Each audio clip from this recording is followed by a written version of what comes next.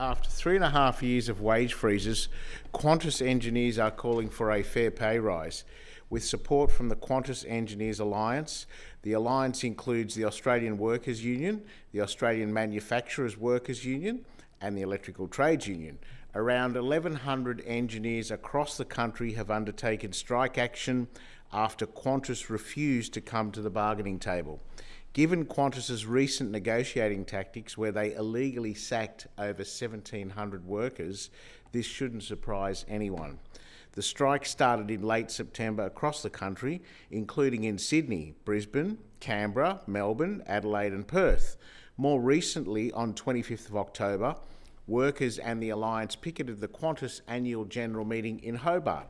The Transport Workers Union, Australian Services Union, Fire Brigade Employees Union and Unions Tasmania joined the demonstration to show their support for the Alliance's campaign. Over roughly the last 10 years, Qantas engineers have only received about a 1.2% on average in yearly wage increases. Now, Qantas is restricting increases to 3%.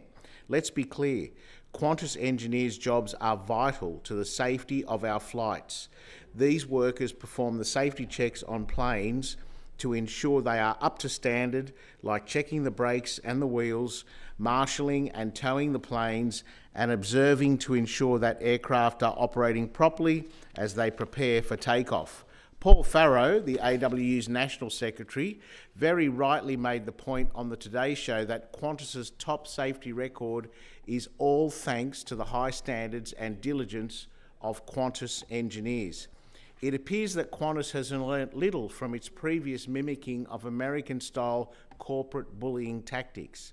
Let's remember, this is the same Qantas that was recently found twice in the federal court and once in the High Court to have illegally sacked 1,700 workers.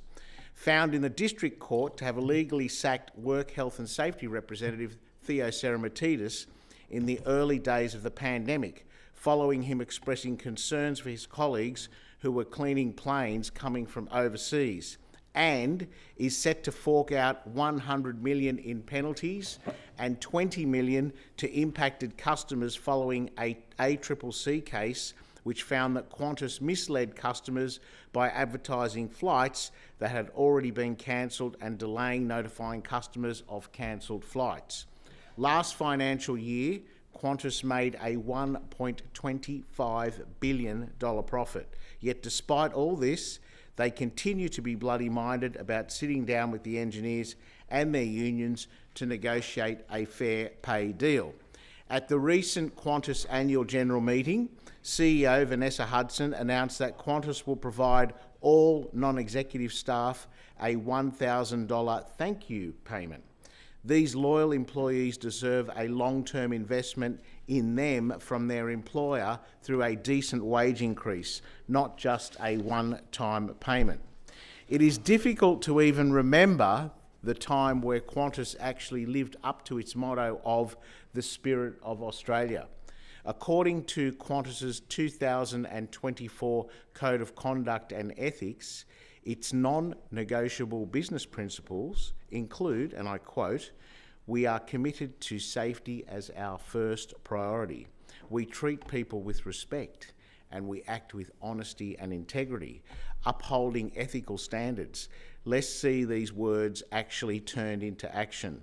I want to commend the Qantas Engineers Alliance on their fight for fairer wages and conditions for Qantas workers, including AWU National Secretary Paul Farrow, AMWU National Secretary Steve Murphy, and ETU National Secretary Michael Wright. Madam Deputy President, this is a golden opportunity for an airline which took a good name and trashed it by treating workers and employees appallingly. Sacking 1,700 workers, were found to have illegally done so, and the litany of other misdemeanours we've heard in the speech that I've recited tonight.